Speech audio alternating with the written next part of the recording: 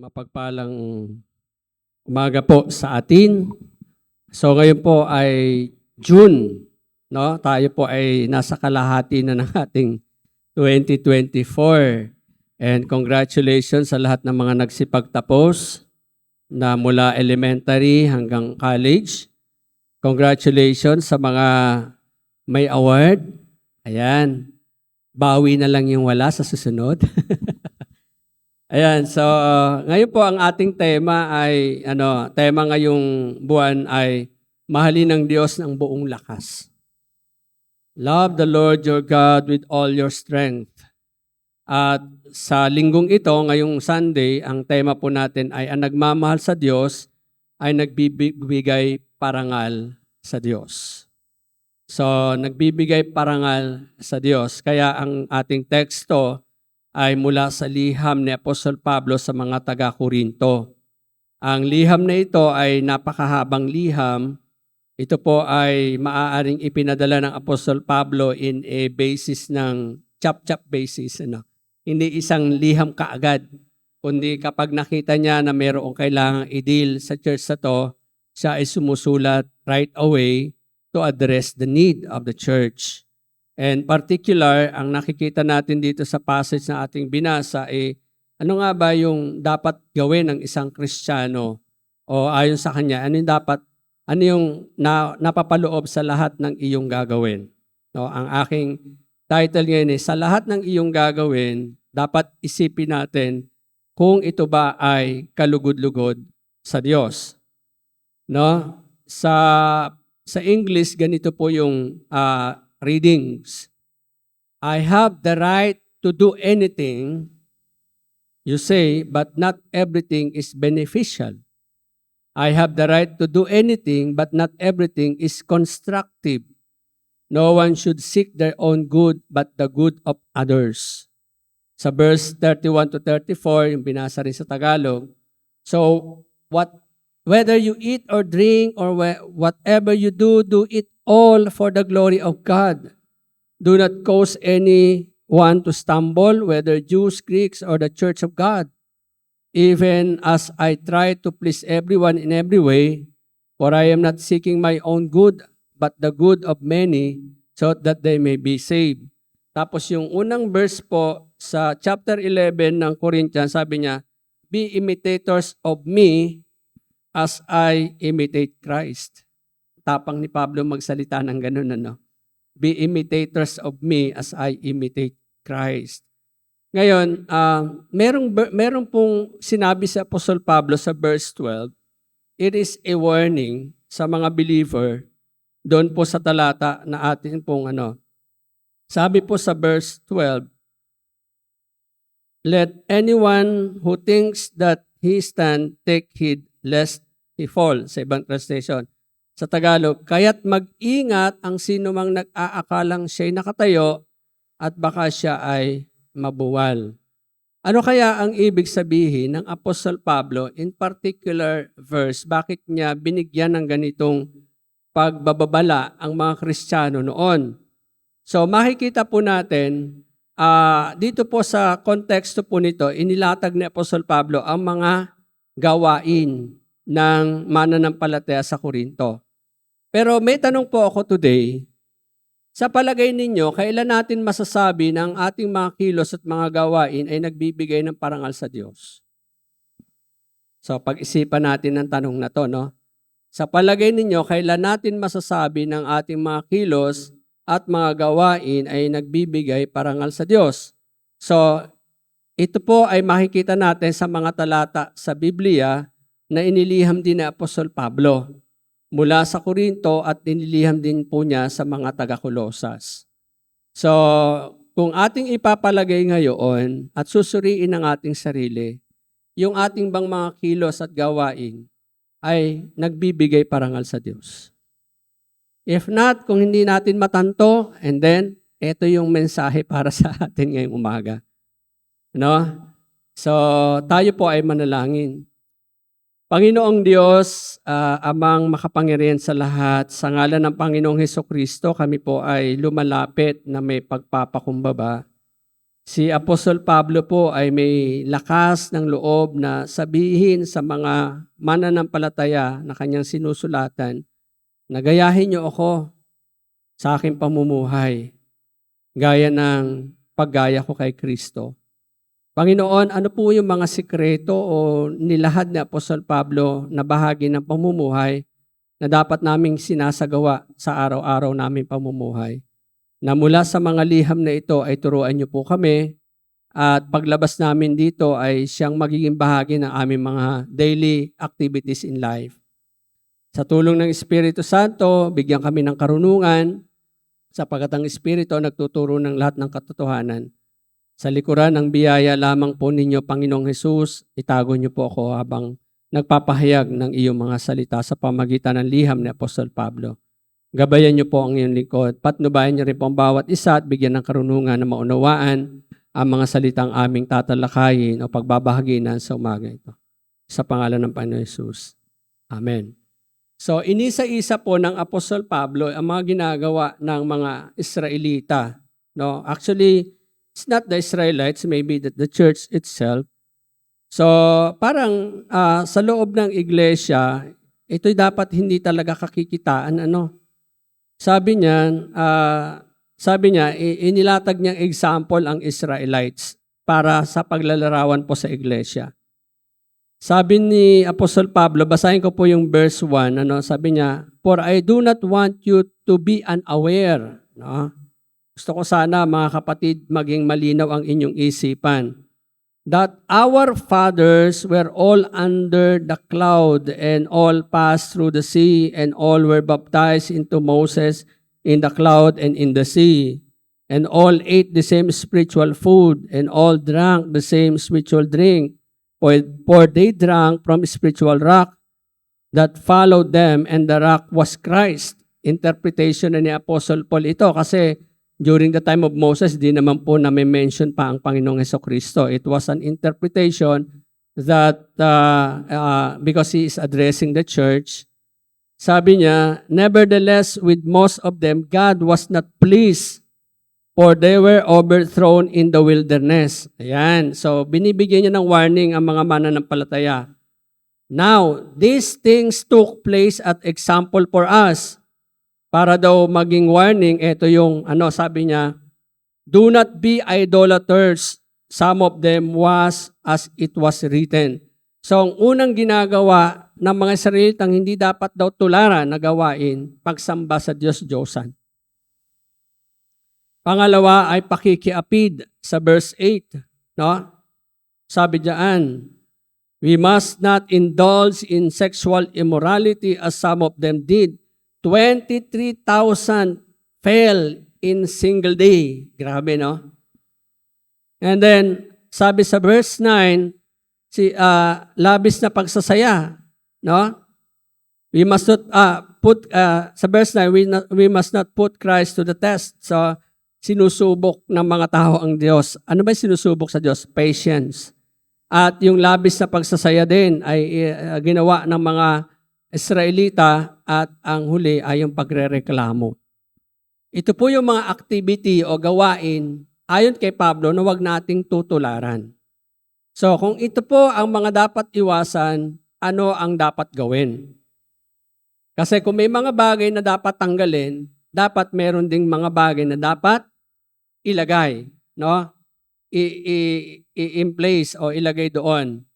So sabi ni Apostol Pablo sa verse 17, "Anuman ang gagawin o sasabihin, gawin sa pangalan ng Panginoong Hesus." Anuman ang gagawin o sasabihin, gawin sa pangalan ng Panginoong Hesus. Makikita natin dito, it was an active. Mayroong pagkilos, mayroong movement, no? Sabi diyan, gawin sa pangalan ng Panginoon. So, ang thinking na Apostol Pablo, marami tayong activity. Tama ba? Mga mananampalataya ng panahon na, ang daming gawain, daming ginagawa. Pero ang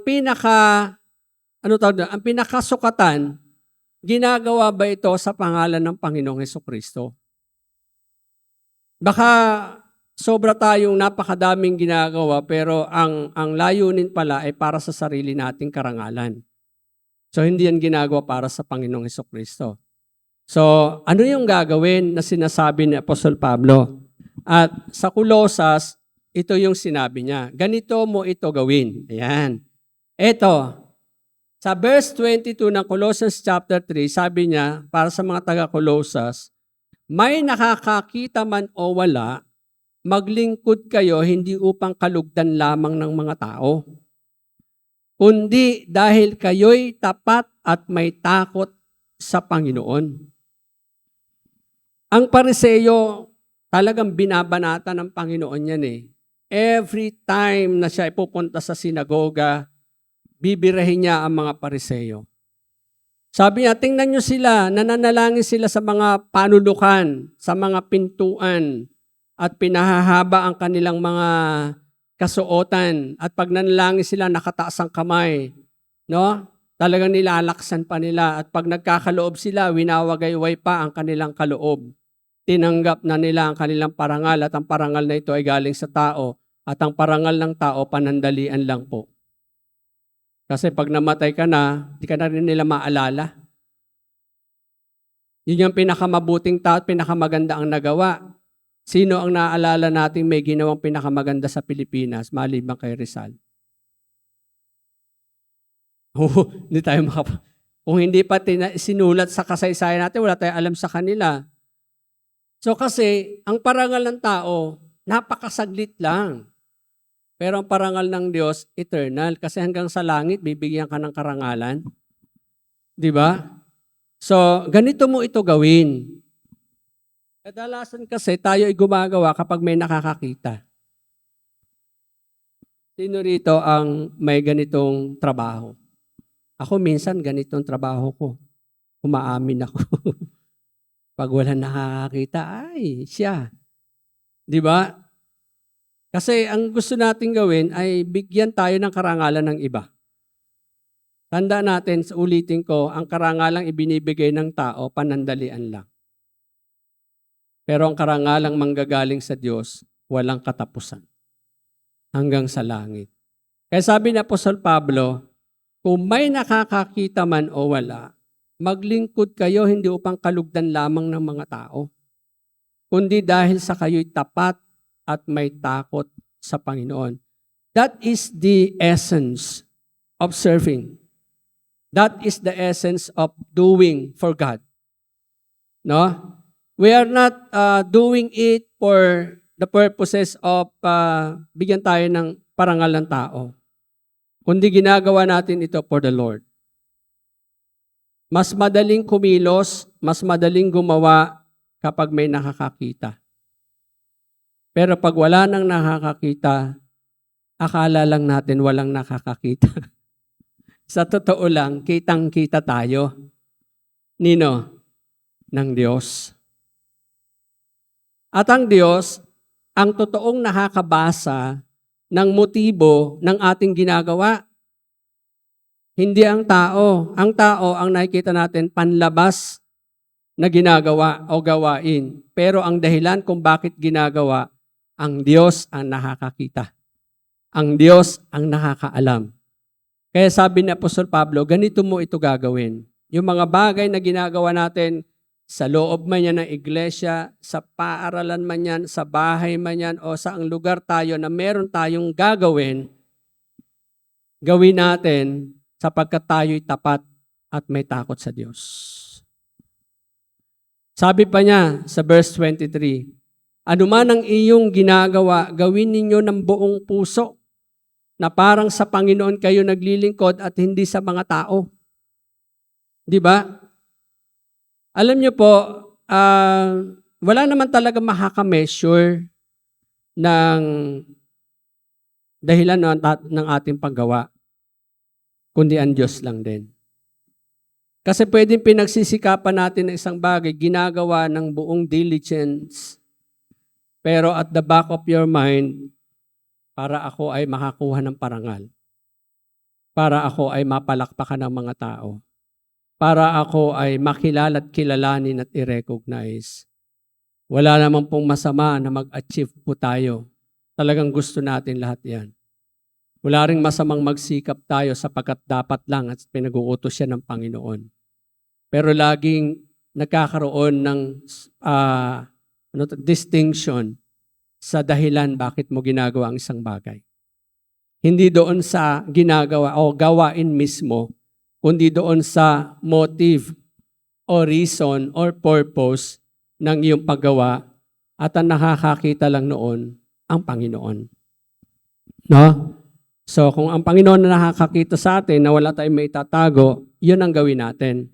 Gawin natin ang isang gawain na parang sa Panginoon tayo naglilingkod at hindi sa mga tao. Ngayon, sa paggawa naman, sa paggawa natin bilang isang Kristiyano, bilang isang tao, hanggang saan ang ating kalayaan na gawin ang anumang bagay? Hanggang saan yung boundaries bilang Kristiyano? Alam nyo, theologically, nagkaroon ng mga maling interpretation ang passage sa binasa natin kanina na maaari ko namang gawin ang lahat ng bagay o anumang bagay. Yes, you have that freedom. At sa theology po, meron pong naging issue sa isang paaralan ng pagsasanay ng mga kapastoran. Ginagawa nila yung maibigan nila. Yayain ba naman ako mag-inuman ng mga kapwa ko naglilingkod sa simbahan? Kasi ang kanilang sinasabi, malaya akong gawin ang anumang bagay. Ngayon, nalulungkot tayo kasi ang paaralan na to, na bagaman nagsasanay ng mga kapastoran, ay tumatanggap na po sila ng mga transgender na estudyante na magpapastor. Grabe. Ano nangyari, sabi ko? Meron silang mga enrollees na mga transgender. Tapos sila ay magiging servant ng church. Nawala na ba yung essence ng ano? Kasi sinunod na yung gusto ng tao. Hindi ang standard na itinatakda ng Diyos. So hanggang kailan o hanggang saan ang ating kalayaan na gawin ang anumang bagay? Ano ang sabi ng Corinthians chapter 10 verse 23? Mayroong magsasabi, malaya akong gumawa ng anuman, ngunit hindi lahat ng ito ay nakakabuti. Totoo yun, di ba? Lahat ba ng gagawin natin nakakabuti? Hindi. We have that freedom to do anything. Gawin ang lahat ng gusto mo. Kristiyano ka man, lalo na pag tayo Kristiyano. Meron kang kalayaan gawin ng mga ito. Pero pag-isipan mo mabuti, makakabuti ba siya? Makakabuti ba sa akin? Makakabuti ba sa mga taong makakakita sa akin? Alam mo yun yung issue ni Apostle Pablo dito sa chapter 10. No? Sabi niya sa mga susunod na mga talata, kung kayo ay bumili kayo ng pagkain o anumang karne na mabibili niyo sa palengke, basahin niyo diyan. At kainin niyo ng may pagpapasalamat. Pero kung halimbawa kayo ay inimbitahan sa isang bahay at hinainan kayo ng pagkain, kainin nyo. Huwag na kayo magtanong. Di ba? Yun yung ginagawa ng mga Christian pag namimiesta. Wala naman, hindi na ako magtatanong kung bakit sila naghanda. Basta inimbitahan ako, kakain ako. Ang sarap-sarap kaya, lechon pa. Ganon. Yun nasabi ng Apostol Pablo. Kainin niyo ako inihain sa, pero pag sinabi mismo ng tao na yan iinihain niya sa Diyos-Diyos, huwag niyo kainin. Pag talagang direktang sinabi sa iyo, pero kung wala naman sinasabi, huwag ka nang magtanong para hindi ka na raw makukonsensya. Yun ang sabi niya, basahin niyo po. So pagka kayo ay namimiesta, huwag na kayong magtanong, inihanda niyo po ba ito para sa rebulto? Di ba? So pag sinabi, kaya po kami naghanda kasi birthday ni Mama Mary. Wag na. Alam nyo na kung saan iniaalay yon. Di ba? Pero pag wala, kain na tayo, enjoy the food. Ang sarap ng lechon. Enjoy nyo yan, sabi ni Paul. Ngayon, kung may matitisod sa kinakain mo, abstain. Huwag mo ipilit. At huwag mong isang piliting pakainin kung yan ang kinakain mo. Huwag ko na sabihin yung paborito ko, baka meron ditong hindi paborito yun. Di ba? Yan sabi na Apostol Pablo. Kaya sabi niya, mayroong magsasabi, malaya akong gumawa ng anuman, ngunit hindi lahat ng ito ay nakakabuti. Ang kasunod niyan kasi napakaganda eh. No? And then, ano pa? Ito po yung tanda natin. Malaya akong gawin ang anuman, pero hindi ang anumang bagay, kundi lahat lamang ng nakakabuti. Hello? Yan yung principle na dapat natin gawin bilang Kristiyano. Malaya kang gawin ang lahat ng bagay, yes. Pero hindi ang anumang bagay na maibigan mo, kundi ang mga bagay lamang na nakakabuti. Idea. Mga bagay na makakabuti. Ano ba yung mga bagay na nakakabuti? Ito yung mga bagay na uplifting, encouraging. Ito yung mga bagay na nagpapalakas. Ito yung mga bagay na patuloy na magbibigay sa atin ng direksyon upang ipagpatuloy. Ito yung mga bagay na nagpo-produce sa atin ng character. Mga bagay, sabi nga ni Apostol Pablo, isipin nyo mga ito, what is noble, what is ganito. Ang dami yung sinabi. Kasi yun talaga yun. Kung ano iniisip natin, yun ang nangyayari sa atin. So kung ano yung matuwid yun ang pag-isipan natin, yun isipin natin yun ang magagawa natin. So tayo na makakapagtanto ng mga bagay na ginagawa nating makakabuti. Ano ba yung mga bagay na hindi makakabuti? Inisa-isa na nga ni Apostol Pablo na huwag niyong tularan eh. Sabi niya, tingnan niyo yung mga bayang Israel, anong ginawa ng Diyos sa kanila? Naparusahan sila kasi una, sumasamba sila sa Diyos-Diyosan. At sa panahon natin ngayon, ang dami ng Diyos-Diyosan. Hindi na lang po yung rebulto nung araw, ang alam lang natin sa Diyos-Diyosan, rebulto. Alam nyo ba ang cellphone, Diyos-Diyosan?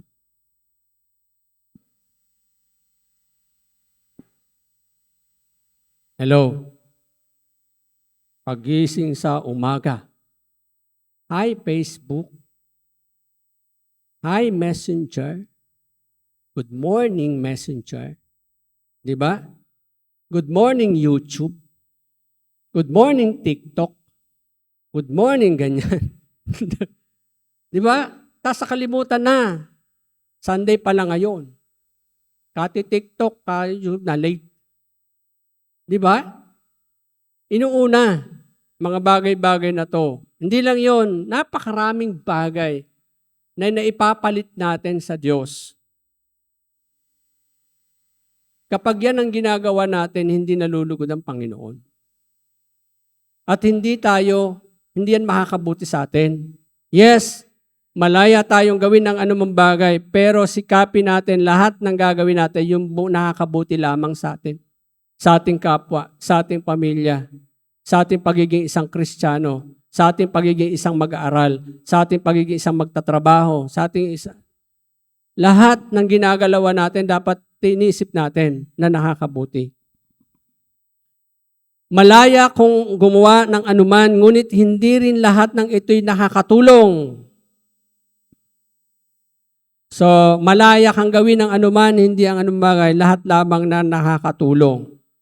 Anong pagkakaiba na nakakabuti sa nakakatulong? Ano ba yun? Kasi sa English, constructive ang ginamit dito sa verse na binasa ko. Ay, ano bang ginamit dito sa verse na ginamit? Ako'y nagtatanggal ng salamin kasi reading glass lang ito. Pag tumingin ako sa inyo, nahihilo ako. Kaya, ayan. Ang sabi po dito, ano bang verse yun? Okay. So ano may mga bagay na nakakatulong? Ang isa ay nakakabuti, ang isa ay nakakatulong. Pagka ginamit natin ang word na constructive, ito po ay hindi para sa sarili natin. It is for others. Pag sinabi natin nakakatulong, hindi lang sa sarili natin, kundi para sa iba. Ano may mga gawain natin na nag-a-afflict ng ibang tao? Bakit kaya sinabi ng ating mga gumagawa ng mga, ano tawag doon? Yung mga salitang may ibang kahulugan. Halimbawa, pinagdugtong na salitang utak at saka talangka. Ano tawag doon? Tambalang salita. Ayan, parang hindi ako nag-aral ng Pilipino Hindi ko na maalala. Bakit ginawa yung mga salitang yon na pag pinaghiwalay mo, may kanya-kanyang meaning. Pero pag pinag-isa mo, gagawa ng bagong meaning. Ano ba ibig sabihin ng utak talangka? Tinatanong ko sa sarili ko, may utak ba ang talangka? Wala naman. Kasi tayo yung nag-i-interpret sa kilos nila na sa kanila wala yun, natural lang nila yun eh. Pero bakit ang natural sa mga talangka na hindi naman natural sa tao, siyang ginagawa ng tao? Ano yon? Pag may umaangat, hihilahin pababa, gagawa at gagawa ng mga issue para siya ay siraan. Nakakalungkot lang kasi nangyayari kahit sa loob ng bahay, sa family. Ang kapatid ay umaasenso. Kung kaya naman umaasenso yan, dami niyang ginagawang kabulastugan. No, we have to uplift them. Pasalamatan natin kasi umuunlad sila. Kung tayo nahuhuli, baka tayo ay may hinihila. Di ba? Nakakatulong. Mga bagay na nakakatulong. Lahat ng bagay ay pwede na natin gawin. Kaya ang limitations po ng if it is not beneficial, then wag natin gawin. If it is not constructive, then wag natin gawin. Ang sabi ng Panginoon, kung ano man ang iyong sasabihin o gagawin, gawin for the glory of God. So kung ating sasabihin ay hindi makakabuti, pigilan ng dila. Kung hindi makakapagpalakas ng loob, wag nang magsalita. Kung ating sasabihin ay hindi constructive na kritisismo, wag ka na mag-criticize. We can criticize, but make sure that it is constructive criticism.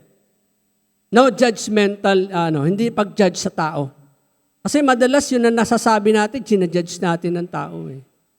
Instead of pointing what has to be pointed out, ang pinopoint natin yung wrong. Hindi yung tama. Kaya nahahatulan sila. So instead na tatanggapin nila, magre-retaliate sila. Magagalit. Kasi ipinopoint natin yung mali. Bakit hindi i-point yung pwedeng gawin para may tama ang mali? Tama po ba? So kung ang sasabihin natin hindi makakabuti, mas magandang manahimik. Kung hindi makakatulong, mas magandang manahimik. Kung ang gagawin natin ay hindi rin makakabuti, huwag mo na ipagpatuloy. Kung para sa iyo makakabuti, then gawin mo alone.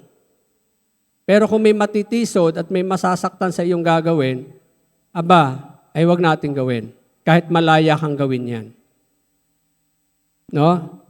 Hindi lahat ng anumang bagay na and freedom para maiparamdam natin sa kanila na mahal natin sila? Or are we exerting our effort and freedom? Ang ating bang ginagawa ay nakakapagparangal sa Diyos. Kapag ang ating gawain ay nakakabuti sa atin at nakakabuti sa ating kapwa, check, nakapagpaparangal yan sa Diyos. Kapag ang ating gawain ay nakakatulong sa atin at nakakatulong sa ating kapwa, check, nakapagpaparangal yan sa Diyos. Hindi na kailangan isa-isahin ang mga gawaing ito. Tayo na ang kumikilos para dito. Hindi ako magbibigay ng number 1, ito ang gawin mo. Number 2, ito ang gawin mo. Kasi matatanda naman na tayo eh. Meron na tayong kanya-kanyang wisyo para malaman kung ano dapat natin gawin. Ulitin natin, kung hindi makakatulong, abstain. Na kapag kumakain ka, yung mahinahon kang kumakain, dahan-dahan, nilalasap mo yung panlasa. Sabi nga ni Pastor Ed Lapis, ang pagkain sa dila lang masarap. Pag pumasok na sa katawan, magdudulot ng lakas o karamdaman. Sabi niya. Totoo, di ba? Kasi sa dila, ang sarap-sarap niyan, pero pag pumasok na sa katawan, doon na magkakaroon ng totoong, Profitable ba siya o destructive? Kaya minsan, kumain tayo ng hindi masarap. Tulad ng ampalaya. Ang pait-pait naman yan. Tulad ng alokbati na talagang parang lumulunok ka ay may kasamang kung ano. Parang, ano tawag dito? Okra. Na pag kinakain mo siya, punong-puno ka ng saliva. Iyak, sasabihin ng mga bata. Sa dila lang yan. Pero pag pumasok na sa katawan mo, maganda ang idudulot sa'yo. O, kumain ka ng lechon. Yes, enjoy na enjoy. Ang sarap. Talagang pag kinagat mo, crispy. Pero pag pumasok na sa katawan, gagawa na isang katerbang kolesterol. Di ba? So, paano natin ginagamit ang ating kalayaan at lakas para ipadama ang pagmamahal sa iba? Pag-isipan natin. Baka nag-uubos tayo ng lakas sa pakikipagbuno sa mga bagay na hindi naman dapat natin ipagbuno.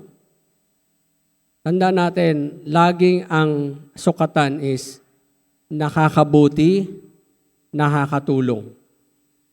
Yes, we are free to do kung ano gusto natin gawin. Pero ang boundaries, beneficial, constructive. Pag hindi at lumalagpas sa mga ito, wag mong gawin. Wag natin gawin. Kasi hanggang doon yung boundaries na yon. Kaya kung hindi makakabuti sa atin ng isang gawain, wag mong gawin. Kasi hindi yan nakakapagparangal sa Diyos. Remember that our body is also the temple of the Spirit. No? So, kahit anumang bagay, paglilibang, nakakatuwa ang libangan noon, ngayon ay bisyo. Di ba? Ano ba yung mga libangan? Pag sinabing libangan, galing ka sa pagod, tapos gusto mo lang i-break yung yung routine. Ganun yung libangan eh. Pag break lang ng routine yon, hindi siya routine. Ngayon, ang libangan ay routine. At yung dapat ginagawa, yun ang nagiging break sa routine. Nabaligtad, di ba? Sa halip na ang libangan ay pang-break sa routine, ngayon libangan, ang binibreak na ay yung routine. Yung libangan natin, sa halip na yung ibibreak ay routine, yung libangan, kaya minsan, siyempre, libangan yan, tuloy-tuloy lang siya. Kaya lang hindi na siya libangan. So, ang dami, napakarami, pag-isipan natin, we are free. Pero ulitin natin, mahalin natin ang Diyos ng buong lakas. Do not exert effort that will not beneficial to you or to others. That is not constructive to you or constructive to others. Kasi hindi yun nakakapagparangal sa Diyos.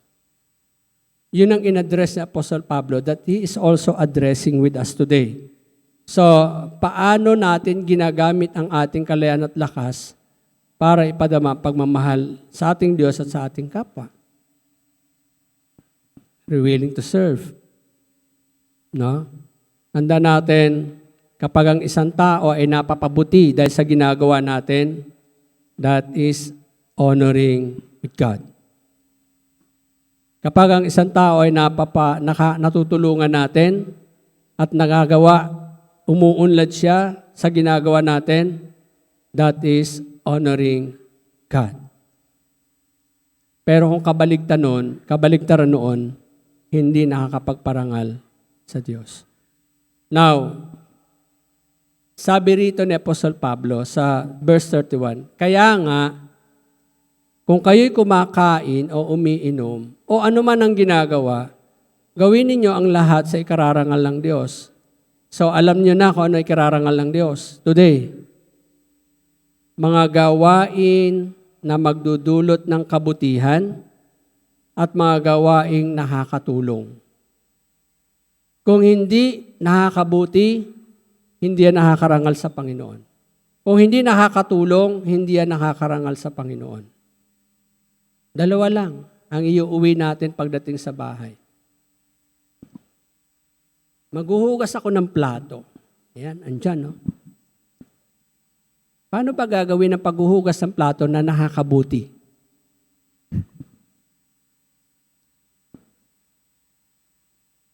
Ha? Paano ba? Hindi ko rin alam eh. Siyempre, hugasan mo yan ng maayos. Hindi yung parang pag naguhugas ay dinig na dinig ng kapitbahay dahil kumakalampag ang mga plato. Klang-klang. At pagdating doon sa tauban, bingaw-bingaw na. Kundi matahimik niyang ginagawa ang paghuhugas na sinasamahan ng kanta. Di ba? Yun. Pangalawa, practical lang to ha. Obserbahan niyo yung lababo pagkatapos niyo maghugas. Pag marami pang kanin-kanin, ay hindi yan makakabuti. Pag nakita yan ng tao sa bahay, naghugas ka pa? O hindi na-appreciate tuloy ang ginawa mo. So, pagbutihin na. Simple lang. Mga ordinaryong gawain sa bahay, nakakatulong. Ay, Deya. Nakakatulong. O ulit sa paghuhugas. Pag malinis na malinis ang iniwan mo, may gagawa pa ba doon ng iba? Wala na. O di natulungan mo yung kasama sa bahay na hindi na nadadagdagan ng kanyang tatrabahuhin. Practical. Mamaya malalaan yan pag uwi sa bahay. Obserbahan natin kung nakinig sa sermon na ito. At ang ginagawa ay nakakabuti at nakakatulong. Ngayon, gusto ko sana may mga, kayo ba'y nagtitake note? Nakaw, makakalimutan nyo yan paglabas pa lang. Alam nyo, recommended po talaga na mag-take note tayo ng mga ganito. O sabagay, mayroon namang PowerPoint, hingin nyo na lang sa akin. Send ko na lang sa GC. Para ma-remind tayo palagi, no? Huwag kayo ng notebook, ito yung application, magtala ng mga hakbang na gagawin ngayon o ngayon paparating na linggo bilang tugon sa sermon ngayong araw. So, ano yung mga gagawin yung nakakabuti? Lista nyo na. Lilinis ako ng bahay. Kasi parang bodega na ang aming bahay. Alaan nyo lang. Huwag nyo damihan na, 1 linggo lang naman, hindi pang 1 taon. Baka na mailista nyo pang 1 taon. Huwag, di nyo matatapos yun. Pang 1 linggo lang. Tapos magtatapos ng 1 linggo, check. Pagkatapos, gawa uli kayo for the next week. Tandaan natin, ano man ang inyong gagawin, gawin ninyo sa ikararangal ng Diyos. Napakasimple yung sinabing kumain. Pero ang ibig sabihin noon, kung kakain ka na may natitisod, huwag kang kumain. Kung kakain ka, huwag mo na itanong. Just eat it and thank God kasi isinerve sa'yo. Di ba? Those simple things, those practical things, minsan di natin nagagawa.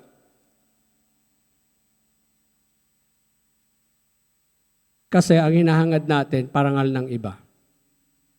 Kaya nga sabi ni Pablo, kung may nakakakita man o wala, gawin nyo ito dahil kayo'y may takot sa Diyos. No? Ano man ang iyong gagawin, gawin nyo ng buong puso. Na hindi para sa tao ang inyong ginagawa, kundi para sa paglilingkod sa Diyos. So doon natin ubusin ang lakas natin. Huwag sa mga bagay-bagay na hindi naman dapat talagang ibigay ang lakas. Kaya nga, mahalin ng Diyos ng buong lakas. At ang nagmamahal sa Diyos ay nagpaparangal sa kanyang mga ginagawa sa Diyos. Let us pray. Panginoon, salamat po sapagkat tinuturuan niyo po kami ng mga salitang ito na kung saan, Panginoon, ito ay nauna nang iniliham ni Apostol Pablo. Inilagay niya po sa pamagitan ng sulat ang mga pagkakamali na hindi dapat tularan. Pagsamba sa Diyos-Diyosan at iba pang mga activity. Ngayon, nakita namin through this letter that you have set us these two things, two important things for us to consider kapag may gagawin kami. Those things or those work or action or activity that is beneficial. Yes, Lord, you have given us the freedom to do anything. Kasi nandun po na may kalayaan po kaming gawin ng mga ito. Pero ang boundaries palagi, set niyo po ang heart namin. Kayo po yung mag-set ng mind namin na ang boundaries na magagawin namin na malaya kaming gawin ay doon sa mga bagay na beneficial. Sa mga bagay na ikakabuti. Sa mga bagay na nakakatulong or constructive. Sapagkat alam namin kung ito yung ginagawa namin at ito yung bunga ng ginagawa namin, you are being honored. Napararangalan po kayo sa mga gawaing ito. Kung magsasalita kami, hayaan niyo, Panginoon, ang bawat salitang bibig kasi namin ay makapagbigay ng inspirasyon, hindi discouragement. Makapagpalakas ng loob, hindi para masira ang loob ng tao. Makapagbigay ng inspirasyon, hindi upang ma-depress po sila. Kung magsasalita kami at hindi makakabuti, turuan niyo po kami makapagpigil ng aming mga dila. Kung magsasalita po kami na hindi constructive, turuan niyo po kami makapagpigil ng aming dila. Sapagkat ang bawat salita mabibigkas namin, kung ito'y nakasugat na, mahirap gumaling. Kaya turuan niyo po kami, Panginoon. Sa pamagitan ng Espiritu Santo, nagaya din ng Apostol Pablo na may tapang na sabihin, tularan niyo ako sa aking mga ginagawa.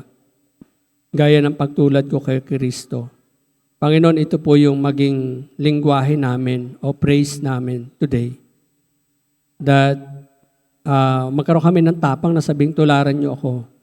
Gaya ng pagtulad ko kay Kristo.